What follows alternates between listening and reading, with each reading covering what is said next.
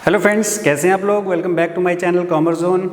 दोस्तों, मैंने last video में 11th वालों के लिए जो अकाउंट सब्जेक्ट है वो शुरू किया था, जिसमें मैंने इंट्रोडक्शन टू अकाउंटिंग बताया था।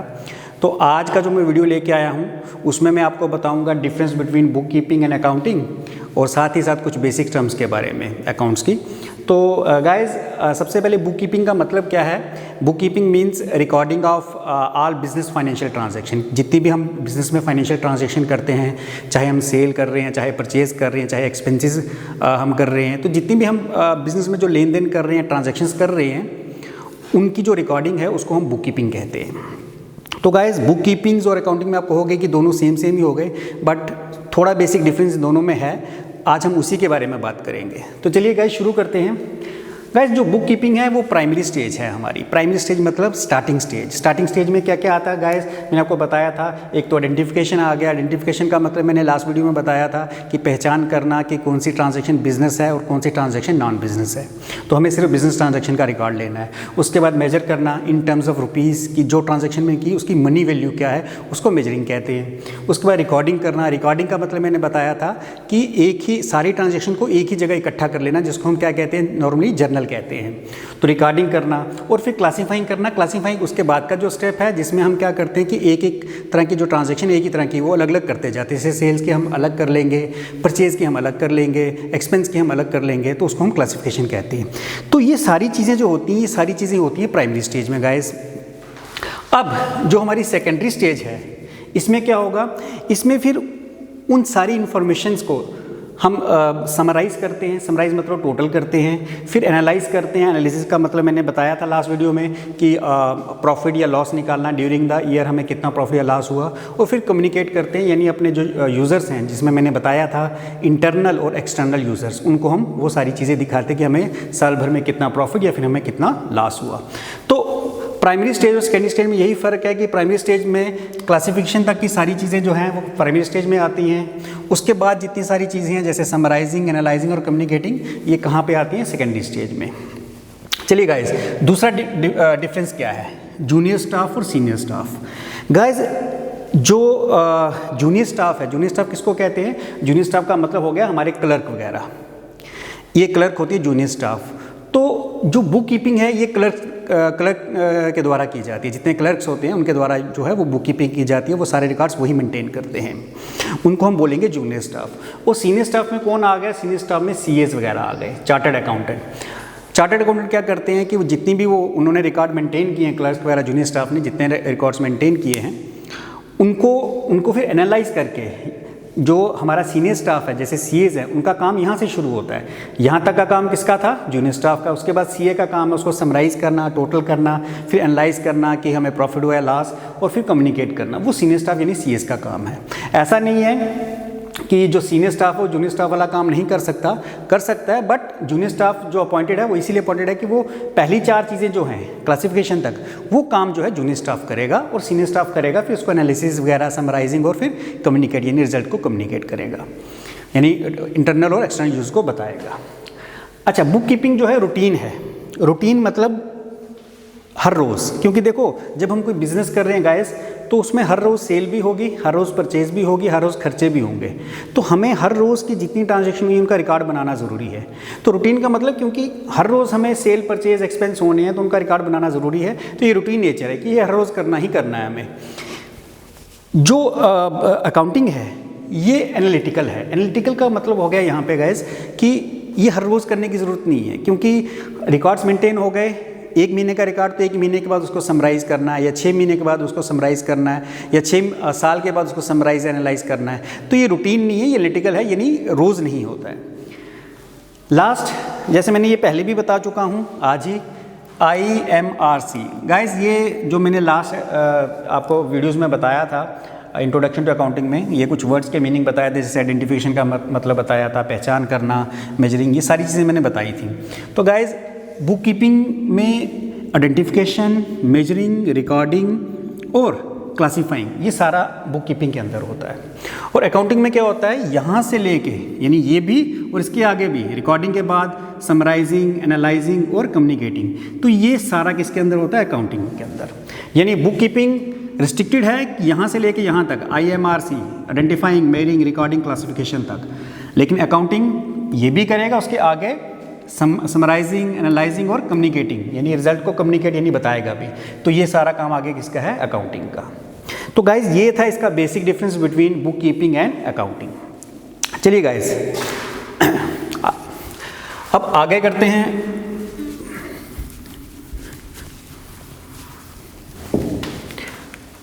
Next is branches of accounting. Account की कितनी ब्रांचेस हैं अकाउंटिंग की? First is guys financial accounting,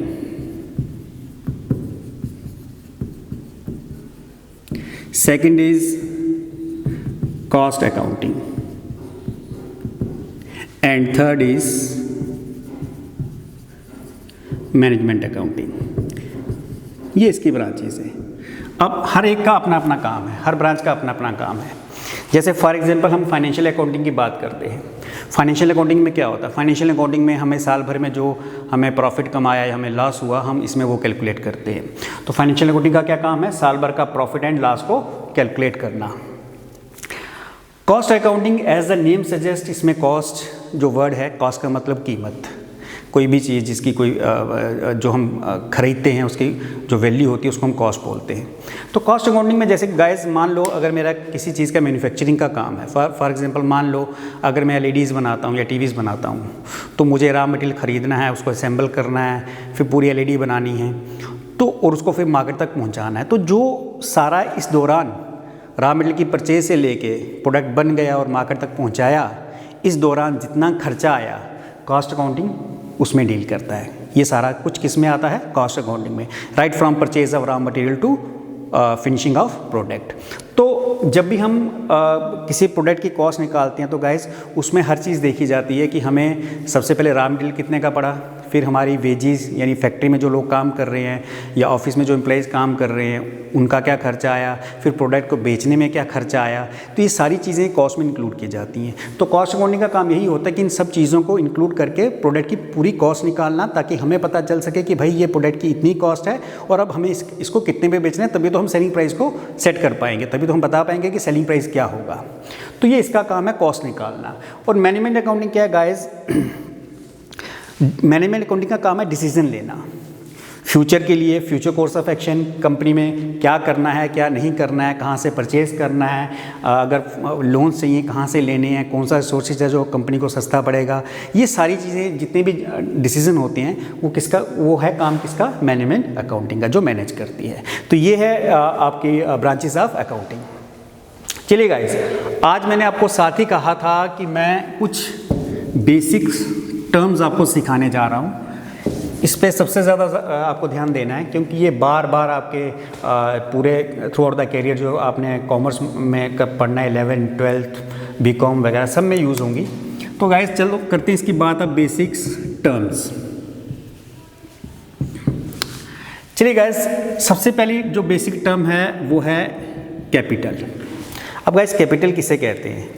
generally हम बात करते हैं कि बिज़नेस शुरू किया।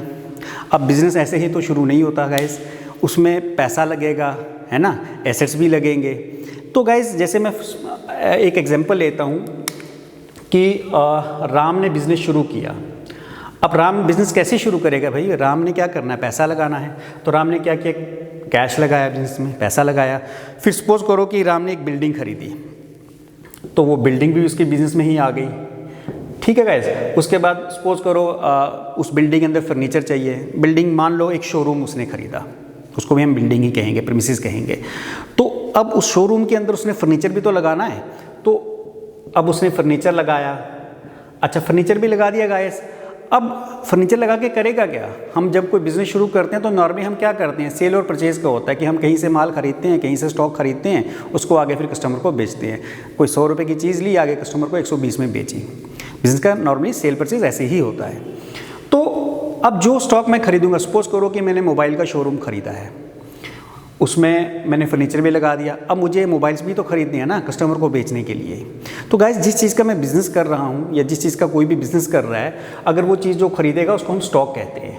तो मोबाइल्स मेरे लिए स्टॉक हैं। अगर मान लो मेरा गारमेंट्स का बिज़नेस है, कपड़ों का, तो जितने भी मैं कपड़े खरीद रहा हूँ, चाहे वो जीन्स हैं, टी शर्ट्स हैं, कुछ भी हैं, वो भी मेरे लिए क्या है, स्टॉक। इन शॉर्ट जिस चीज़ का हम बिज़नेस करते हैं उसको हम क्या बोलते हैं, स्टॉक या फिर गुड्स बोलते हैं। तो गाइज ये सब उसने लगा दिया। अब ये cash plus building plus furniture plus stock, अगर इसको हम कंबाइन कोई नेम दें तो कंबाइन नेम होगा कैपिटल। कि उसने बिज़नेस में क्या क्या लगाया, उसने कैश भी लगाया, उसने बिल्डिंग भी खरीदी, उसने फर्नीचर भी लगाया, उसने स्टॉक भी डाला उसमें, कुल मिला के ये सारी चीज़ों का जो कंबाइन नेम हो गया उसको हम क्या बोलेंगे, कैपिटल। तो इन शॉर्ट द कैश और द रिसोर्सेज, कैश और ये हो गए resources, cash and resources invested by any person in his business is called capital. तो पहला आपको वर्ड आई होप समझ आ गया होगा। चलिए गाइस, सेकंड वर्ड इसमें है ड्राइंग्स। ड्राइंग्स का मतलब क्या है गाइस, यहाँ पे राम ने पैसा लगाया था, ठीक है गाइस। अब ड्राइंग्स का मतलब हो गया कि निकालना, बिजनेस में पैसा लगाना, दैट इज कॉल्ड कैपिटल। अब मान लो राम को पैसों की ज़रूरत है, तो राम ने क्या किया, कैश में से मान लो ये पैसा राम ने लगाया था, अब राम को पर्सनल यूज़ के लिए पैसा चाहिए, उसने कैश वापस निकाल लिया। या मान लो उसने स्टॉक निकाल लिया, अब बिल्डिंग तो खैर नहीं निकाल पाएगा, या उसने फर्नीचर ले लिया। तो याद रखो, आप अपने बिजनेस में से चाहे कैश निकाल लो फॉर पर्सनल यूज़, ये आपने याद रखना है, फॉर पर्सनल यूज़। आप कैश निकाल लो या स्टॉक निकाल लो या कोई भी जो चीज़ बिज़नेस में यूज़ हो रही है, अगर आप उसको पर्सनल यूज़ के लिए निकाल लेते हो तो उसको हम अकाउंटिंग टर्म्स में क्या बोलते हैं, उसको हम बोलते हैं ड्राइंग्स। ये क्लियर हो गया गाइस। बिजनेस लगाना इस कैपिटल, और बिजनेस से जो आपने बिजनेस में लगाया उसको वापस निकाल लेना, चाहे वो कैश है या कोई स्टॉक है या और चीज़ है, उसको हम क्या बोलेंगे, उसको हम ड्राइंग्स बोलेंगे। चलिए गाइस, थर्ड इज एसेट्स। अब एसेट्स किसे कहते हैं guys? Assets anything which has some economical value और which can be converted into cash. Asset कोई भी ऐसी चीज़ होती है जिसकी कोई वैल्यू है। अब हम बात करेंगे कि मान लो हमारी सराउंडिंग में आप जितनी चीज़ें भी देख रहे हो, मान लो इस हाल में एसी लगा हुआ है, वो भी एक एसेट है, डेस्क लगा हुआ है, वो भी एक एसेट है, आपके घर में टीवी है, रेफ्रिजरेटर है, वो भी सारे एसेट्स हैं। मतलब आप अपनी सराउंडिंग में जितनी चीज़ें देख रहे हो जो कभी ना कभी खरीदी गई हैं या जिनको बेच के कैश में कन्वर्ट किया जा सकता है, उसको हम एसेट ही बोलेंगे। बट यहाँ पे जैसे मैंने पहले भी कहा था कि हम पर्सनल पॉइंट ऑफ व्यू से बात नहीं करते, हम यहाँ पे जो भी बात कर रहे हैं वो बिज़नेस के पॉइंट ऑफ व्यू से कर रहे हैं। तो बिज़नेस पॉइंट ऑफ व्यू से एसेट क्या है? बिज़नेस पॉइंट ऑफ व्यू से एसेट्स वो चीज़ें होती हैं, कंपनी के वो रिसोर्सेज होते हैं जो कंपनी ने अपने पास रखे हैं फॉर फ्यूचर के लिए, जिससे वो अपना रेवेन्यू जनरेट करे, जिसकी हेल्प से वो अपना रेवेन्यू जनरेट करे। फॉर एग्जाम्पल, जैसे मैंने कहा कि बिल्डिंग, फर्नीचर, स्टॉक, ये फ्यूचर के लिए हैं कि कंपनी ने इससे क्या करना है, रेवेन्यू जनरेट करना है, इनकी हेल्प से रेवेन्यू जनरेट करना है। स्टॉक कंपनी बेचेगी, बिल्डिंग और फर्नीचर फ्यूचर में काम आएंगे, जहाँ पे उसने स्टॉक रखना है वो बिल्डिंग है, शोरूम जो भी कह लो।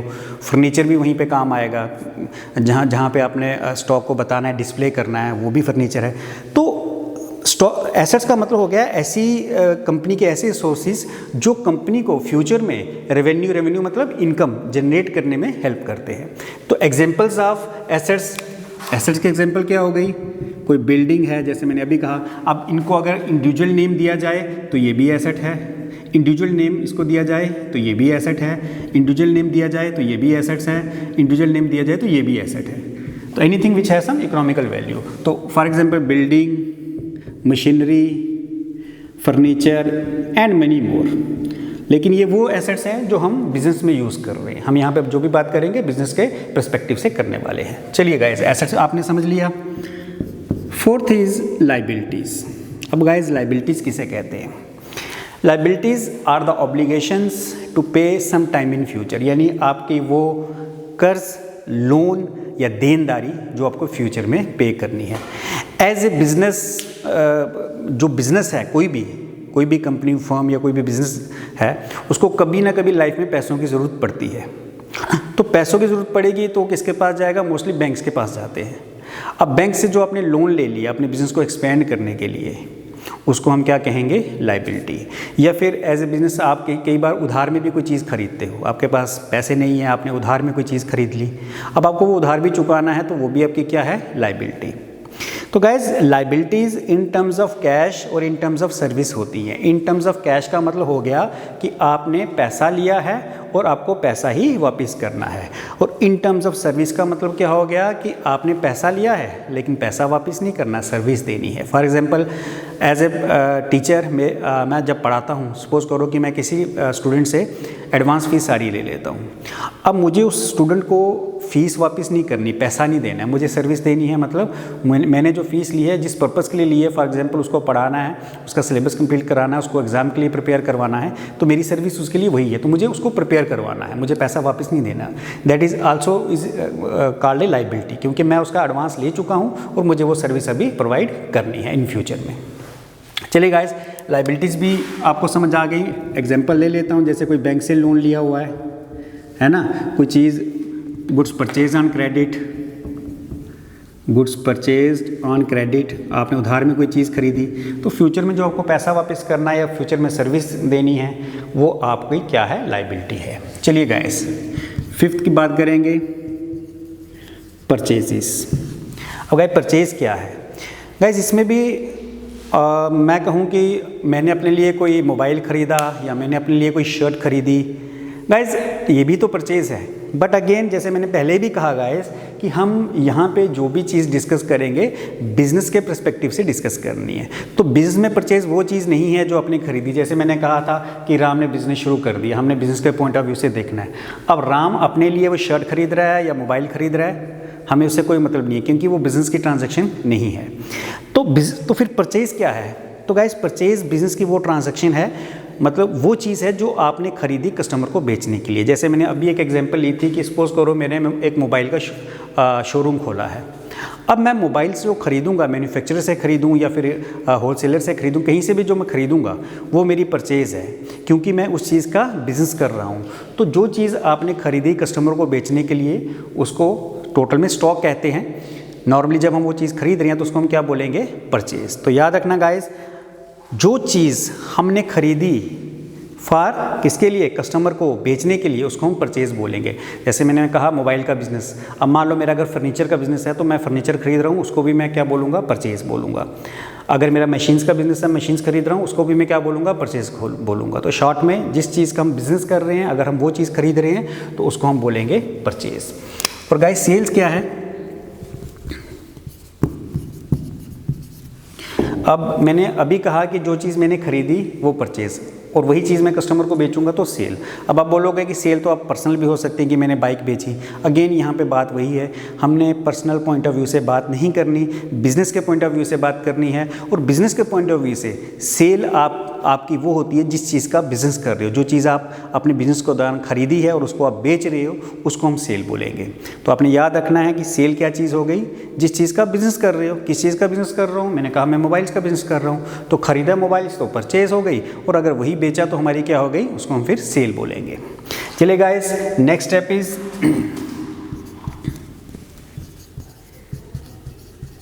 एक्सपेंसेस। एक्सपेंसेस मतलब गाइस खर्चा। किसी भी बिज़नेस को चलाने के लिए, ऑपरेट करने के लिए हम खर्चे करते हैं। डे टू डे एक्सपेंसेस होते ही हैं, फॉर एग्जांपल, या मंथली एक्सपेंस होते हैं। फॉर एग्जांपल अपने एम्प्लॉइज़ हैं आपका, मान लो जैसे मैंने कहा कि शोरूम की बात कर रहा था, एम्प्लॉइज़ हैं वहाँ पे, सेल्समैन हैं, मुझे उनको सैलरी देनी है, तो गाइस वो भी मेरा एक्सपेंस है। अगर मान लो वो शोरूम मैंने रेंट पे लिया हुआ तो मुझे उसका रेंट देना है, वो भी मेरा एक्सपेंस है। बिजली का बिल देना है, इलेक्ट्रिसिटी बिल देना है, वो भी मेरा एक्सपेंस है। तो इन शॉर्ट, अगर आपके बिज़नेस को चलाने में, ऑपरेट करने में जो हम डे टू डे खर्चा करते हैं उसको हम क्या बोलते हैं, उसको हम बोलेंगे expense. 8th is income. Income हो गया आप अपने बिजनेस से जो रेवेन्यू जनरेट करते हो। अब देखा जाए तो हमारी सेल भी एक इनकम है, बट यहाँ पे इनकम का मतलब हो गया सेल प्लस एडिशनल, अगर आपको सेल के अलावा भी कुछ पैसा आ रहा है। जैसे कई कंपनी क्या करती हैं, प्रोडक्ट बेचती हैं और कुछ सर्विस भी देती हैं, और सर्विस के बदले में एक्स्ट्रा चार्ज करती हैं। तो मैं अगर इन दोनों को कंबाइन नेम दे दूं कि सेल मेरी 10,000 और सर्विस से 2,000 आया, तो मेरी इनकम हो गई 10 + 2 यानी 12,000। तो इनकम का मतलब यही हो गया, जो आपके बिजनेस से रेवेन्यू, मतलब पैसा जो जनरेट हो रहा है, उसको हम क्या बोलेंगे, income. Next is 9th is profit. तो गाइज प्रॉफिट किसे कहते हैं? प्रॉफिट का मतलब मुनाफा। आप बिज़नेस क्यों करते हो? प्रॉफिट कमाने के लिए। कैसे पता चलता है? मैंने लास्ट इंट्रोडक्शन टू अकाउंटिंग में बताया था कि हमारी जितनी सेल है, हम देखते हैं कितनी सेल है। जैसे मैंने कहा कि मान लो 5 लाख की सेल है और हमारा खर्चा कितना हुआ, प्रोडक्ट की कॉस्ट प्लस बाकी एक्सपेंस डाल के मान लो 4 लाख खर्चा हुआ, तो 5 में से 4 लाख मेरा खर्चा हो गया, तो मेरे पास 1 लाख बचा, वो मेरा क्या है? Profit. And 10th is loss. तो गाइस ये तो इसका उल्टा ही हो गया कि मान लो अगर 5 लाख की मेरी सेल है और मेरा कुल खर्चा हो गया 6 लाख, तो लॉस कितना है? 1 लाख रुपये का। ठीक है गाइस, तो ये कुछ बेसिक टर्म्स हैं जो मैंने आज आपको सिखाई हैं। ये आपके पूरे कॉमर्स के करियर में ये जो यूज़ होने वाली चीज़ें हैं, बार बार आपके उसमें आएंगी, कॉमर्स में आएंगी, हर बार आएंगी। तो इनका आपने याद रखना कि इनका क्या मतलब था। तो एक बार मैं जल्दी से इसको रिपीट कर देता हूँ। कैपिटल हो गया जो पैसा या रिसोर्सेज, पैसा प्लस जो रिसोर्सेज, कोई बिल्डिंग, फर्नीचर, स्टॉक जो आपने बिजनेस में लगाया, उसका कंबाइंड नेम जो है उसको हम क्या बोलते हैं? कैपिटल। ड्राइंग्स क्या हो गया? जो पैसा या रिसोर्सेज आपने बिजनेस में लगाए वो कैपिटल थे। इन्हीं में से अगर आपने मान लो कैश या स्टॉक निकाल लिया फॉर पर्सनल यूज़ के लिए, तो उसको हम क्या बोलेंगे? ड्राइंग्स। एसेट्स का मतलब हो गया कोई भी चीज़ जिसकी कोई इकोनॉमिकल वैल्यू है। तो from business point of view से बिजनेस के एसेट्स कौन कौन से होते हैं? जैसे बिल्डिंग, मशीनरी, फर्नीचर, यानी ये वो एसेट्स हैं, वो चीज़ें हैं जिनका बेनिफिट जो है हमें फ्यूचर में मिलने वाला है, कि जो फ्यूचर में हमें जो पैसा अर्न करने में काम आएंगे, उनको हम क्या बोलेंगे? एसेट्स। लायबिलिटीज़, आपका कोई लोन, कर्ज, देनदारी, उसको हम क्या बोलेंगे? लायबिलिटी। बिजनेस के लिए आपने कोई लोन लिया है या आपने कोई उधार में चीज़ खरीदी है, तो उसको हम लायबिलिटी बोलेंगे, क्योंकि फ्यूचर में आपको ये वापस करना है पैसा। परचेज हो गया ऐसी कोई चीज़ जो आपने खरीदी, किसके लिए? कस्टमर को बेचने के लिए, यानी इन शॉर्ट जिस चीज़ का बिजनेस कर रहे हो वो परचेज है। और वही चीज़ जब आप अपने कस्टमर को बेचोगे उसको हम सेल बोलेंगे। एक्सपेंस हो गया बिजनेस को ऑपरेट करने में जो आप खर्चा करते हो डे टू डे या मंथली, उसको एक्सपेंस बोलेंगे। इनकम हो गया अपने बिजनेस से जो आपने रेवेन्यू जनरेट किया, पैसा जनरेट किया, वो इनकम हो गई। प्रॉफिट हो गया आपका मुनाफा, और लॉस हो गया आपका नुकसान। तो ये बेसिक टर्म्स थी। आई होप आपको सबको समझ आई होगी। तो आप आज इनको पढ़ो। नेक्स्ट में मैं कुछ और इंटरेस्टिंग चीज़ें लेके आऊँगा वीडियो में। तो गाइज़ मेरा चैनल सब्सक्राइब करना ना भूलें, क्योंकि अगली बार जब भी कोई मैं वीडियो अपलोड करूँगा तो आपको उसकी नोटिफिकेशन आ जाएगी। Thank you guys, thank you very much.